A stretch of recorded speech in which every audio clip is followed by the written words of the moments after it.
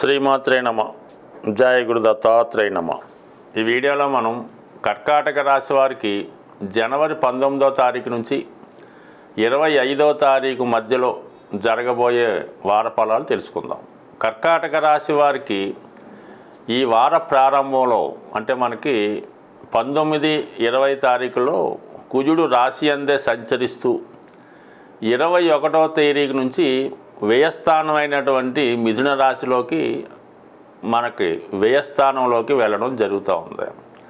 ఇది జాతకుడి పైన అధికమైనటువంటి ఆర్థిక ఒత్తిడి తీసుకొచ్చే అవకాశం ఉంది. గతంలో చేసినటువంటి పొరపాట్లు సరిదిద్దుకునే విధంగా కొంత ద్రవ్యాన్ని మూల్యంగా చెల్లించవలసి ఉంటుందన్నమాట. అంటే ఏదైనా మనం మిస్టేక్ చేసి ఉన్నా, ఏదైనా మనకు అనుకూలంగా తీర్పులు రాకపోయినా, పెద్దవారి తీర్పు వల్ల అయితేనే గతంలో చేసినటువంటి పొరపాట్ల వల్ల వాళ్ళకి నష్టపరిహారంగా కొంత ధనాన్ని ఇవ్వడం జరుగుతూ ఉంటుంది.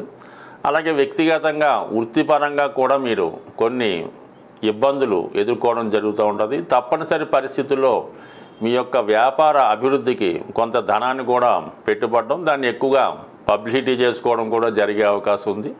అలాగే ఎవరైతే మీ దగ్గర వర్క్ చేస్తుంటారో, ఎవరైతే మీ దగ్గర నమ్మకంగా ఉంటారో వారు మిమ్మల్ని ఏదో విధంగా నష్టపరిచే విధంగా వారి యొక్క క్రియా చర్యలు ఉంటాయి. కాబట్టి మరి మీ దగ్గర ఎవరైతే నమ్మకంగా ఉన్నారో వారి మీద ఒక దృష్టి పెట్టి ఉండండి. వారు చెప్పిన ప్రతి విషయం నిజమని నమ్మకుండా మీ యొక్క సొంత ఆలోచన కూడా ఆలోచించి నిర్ణయం తీసుకోవడం మంచిది. అలాగే చాలా వరకు ఈ వారంలో సొంత మిస్టేక్స్ వల్ల, అలాగే ఇన్వెస్ట్మెంట్ వల్ల, రాంగ్ ఇన్వెస్ట్మెంట్ వల్ల, ఇతరులను బాగా నమ్మడం వల్ల మోసపోయే అవకాశం ఉంది. అలాగే ఎవరైతే మీకు బాగా ఆత్మీయులో వారు మిమ్మల్ని ఇబ్బంది పెట్టే సూచనలు కూడా ఉన్నాయి. కాబట్టి కొంత జాగ్రత్తగా నిదానంగా వ్యవహరించే ప్రయత్నం చేయండి. సో ఏదైనా ఈ సమయంలో ఎక్కువ ధనం రుణాలు తీర్చే ప్రయత్నం చేస్తారు. అలాగే సొంత అవసరాలకి మీ ఎంటర్టైన్మెంట్ అవ్వచ్చు, మీ ఆలోచనలు కావచ్చు, మీరేదో సరదాగా కాలక్షేపంగాను హ్యాపీగాను కొంత ధనాన్ని వెచ్చించడం జరుగుతూ ఉంటుంది. అంటే కొన్ని విషయాల్లో మీకు నష్టమని తెలిసినా కూడా కొన్ని పనులు మీరు చేస్తూ ఉంటారు.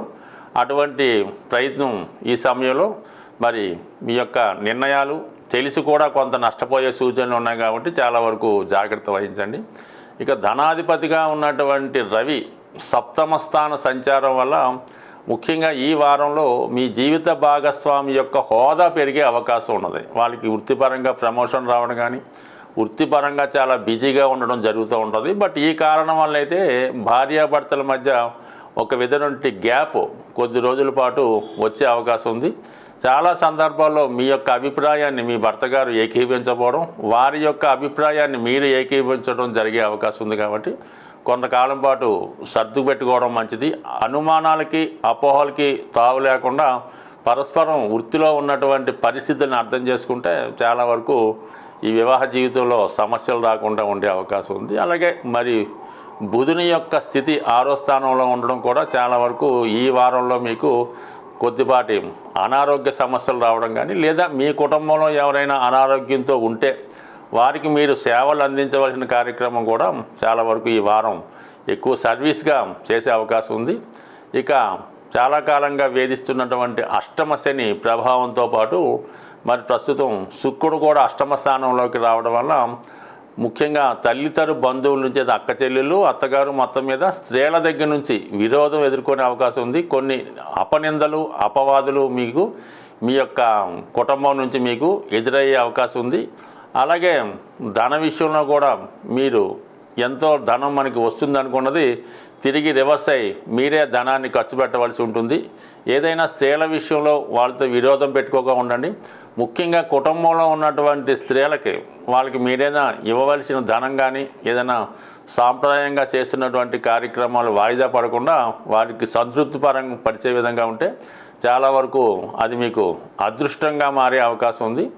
అలాగే కొంతవరకు మీ యొక్క స్థిరాస్తిని మార్చడం కానీ, అమ్మడం కానీ, అలాగే మీరు ఒక గృహం నుంచి వేరే గృహం మారడానికి కావాల్సినటువంటి ప్రయత్నాలు, ఏర్పాట్లు ఈ వారం చేసుకుంటే చాలా వరకు అనుకూలించే అవకాశం ఉంది. బట్ ఏదైనా గురువు లాభస్థానంలో ఉండడం వల్ల ఎటువంటి చిన్న చిన్న పొరపాట్లు జరిగినా, చిన్న చిన్న మైనస్లు జరిగినా అవన్నీ ఫైనల్గా సాల్వ్ అయ్యి మీకు దైవ అనుగ్రహంతో చివరికి మీకు మేలు జరిగే అవకాశం ఉంది. దీర్ఘకాలంగా మీకు రావాల్సినటువంటి ధనం కూడా ఈ వారంలో కొంతవరకు వచ్చే అవకాశం ఉంది. చాలా వరకు ఈ గోచార ఫలితాలని చూస్తున్నవారు, దాన్ని ఫాలో అవుతున్న వారికి మనం చెప్పినటువంటి విషయాలు చాలా వరకు జరగవచ్చు, జరగకపోవచ్చు.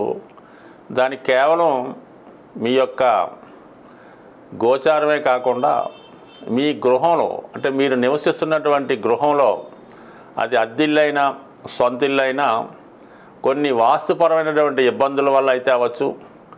అలాగే కొంతమందికి, కొన్ని రాసుల వారికి, కొన్ని వర్గుల వారికి కొన్ని దిక్కులు ఇబ్బందికరంగాను అనుకూలంగా ఉండే అవకాశం ఉంటుంది. అంటే మనం అనుకూలమైనటువంటి ఫేసింగ్లో మెయిన్ గుమ్మం ఫలానా దిక్కులో ఉన్నప్పుడు కొంతమందికి అనుకూలించే అవకాశం ఉంది. సాధారణంగా మనం గృహంలో నివసిస్తున్నప్పుడు ఆర్థిక పరంగా చాలా ఇబ్బందులు పడుతున్నాం, అప్పులు ఎంత కష్టపడినా తీరడం లేదనుకున్నప్పుడు ఖచ్చితంగా గృహంలో వాయువ్య దోషం ఉండే అవకాశం ఉంటుంది. అలాగే ఉత్తర దిక్కు కూడా కొంతవరకు దోషం ఉండే అవకాశం ఉంటుంది. కాబట్టి దాన్ని సరి చేసుకోవడం వల్ల కొంతవరకు ఆ సమస్య నుంచి బయటపడవచ్చు. అలాగే గృహంలో తరచూ భార్యాభర్తల మధ్య గొడవలు జరుగుతున్నాయి.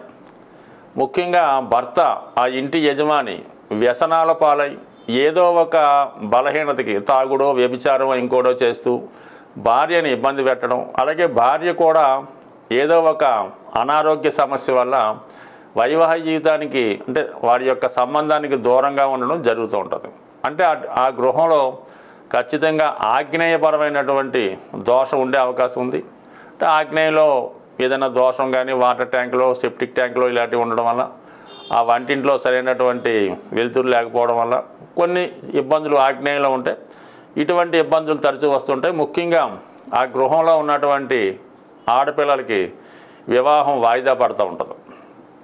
ఇక ఈశాన్య దోషం ఉన్నప్పుడు ఆ గృహంలో ఎన్ని పూజలు చేసినా, ఎన్ని వ్రతాలు చేసినా కూడా ఎటువంటి ఫలితం ఉండదు.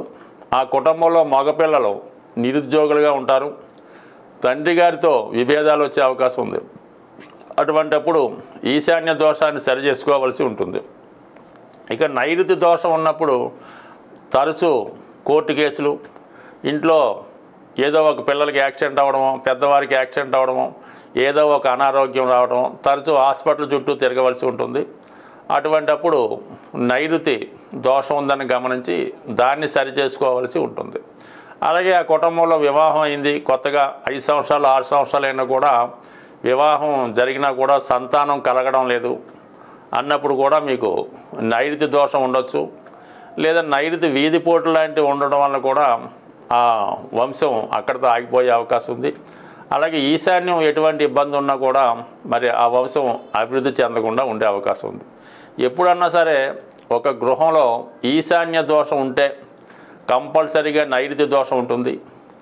ఆగ్నేయ దోషం ఉంటే వాయువు దోషం ఉండే అవకాశం ఉంది. ఇక వాయువు దోష ప్రభావం ఏంటంటే ఇంట్లో ఏదో లవ్ అఫేర్సు, అక్రమ సంబంధాలు ఉండే అవకాశం ఉంది. అలాగే ఈశాన్యం దోషం వల్ల ఆ ఇంట్లో ప్రథమ సంతానం మీద, ఆగ్నేయ దోషం వల్ల ద్వితీయ సంతానం మీద, వాయువు దోషం ఉంటే తృతీయ సంతానం మీద ఎక్కువగా ప్రభావం చూపించే అవకాశం ఉంది. ఒక గృహంలో తూర్పు కంప్లీట్గా స్ట్రగుల్ అయినప్పుడు, తూర్పు సంబంధించిన ఈ దోషం ఉన్నప్పుడు కేవలం ఆ గృహంలో స్త్రీ సంతానం మాత్రమే కలుగుతూ ఉంటారు.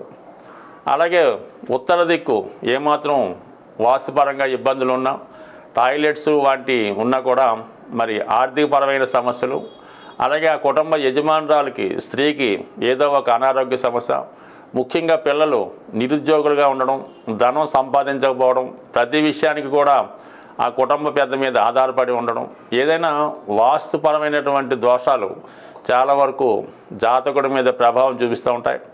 జాతకుడి యొక్క దశ బాగున్నంతకాలం వాస్తు పెద్దగా ఏమీ ఇబ్బంది పెట్టదు.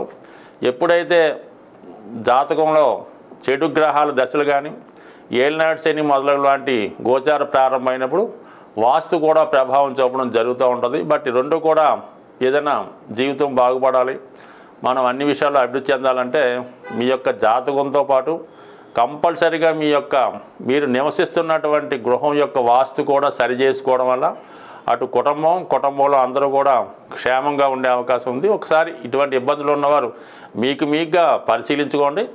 మంచి శాస్త్రజ్ఞుని చూపించి సరి చేసుకుంటే మరి రాబోయే రోజులు అదృష్టంగా మారే అవకాశం ఉంటుంది. స్వస్తి.